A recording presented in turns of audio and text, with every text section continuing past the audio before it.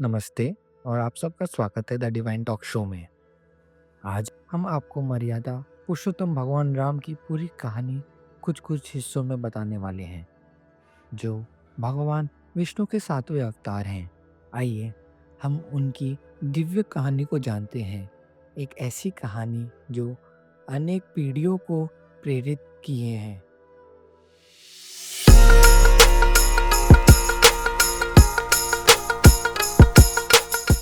पहला भाग, भगवान राम का जन्म। त्रेता युग के समय अयोध्या में राजा दशरथ और रानी कौशल्या के घर में एक बालक ने जन्म लिया। उसका नाम राम रखा गया। भगवान राम कोई मामूली राजकुमार नहीं थे। वो भगवान विष्णु के अवतार थे, जिनका जन्म पृथ्वी को बुराई से मुक्त करने के लिए और धर्म की स्थापना करने के लिए हुआ था। भाग दूसरा, भगवान राम का जीवन।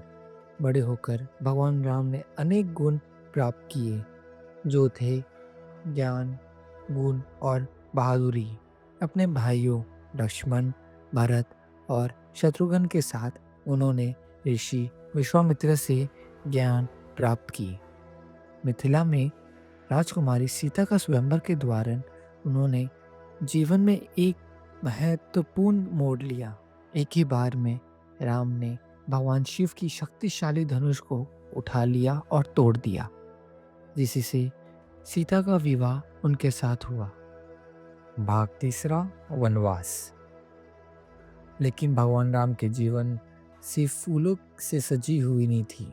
रानी कैकेयी को दिया गया वचन के अनुसार राम को 14 साल के लिए वनवास भेज दिया गया। अपनी पत्नी सीता और भाई लक्ष्मण के साथ राम ने यात्रा शुरू की। भाग चौथा, सीता का अपहरण। पंचवटी के घने जंगलों में राक्षस राज रावण ने सीता को अपहरण कर लिया। हनुमान और वानरों के साथ राम ने सीता की खोज शुरू की।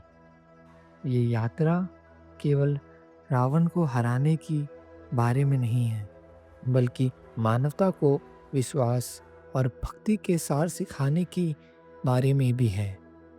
भाग पांचवा, युद्ध और अयोध्या वापसी। लंका में एक भयंकर युद्ध के बाद, जहां अच्छाई ने बुराई पर विजय प्राप्त की, राम ने सीता को बचाया और अयोध्या लौट आए। इस दिन को दिवाली के रूप में मनाया जाता है, जो रोशनी का त्यौहार है, जो अंधकार पर प्रकाश की और अधर्म पर धर्म की जीत का प्रतीक है।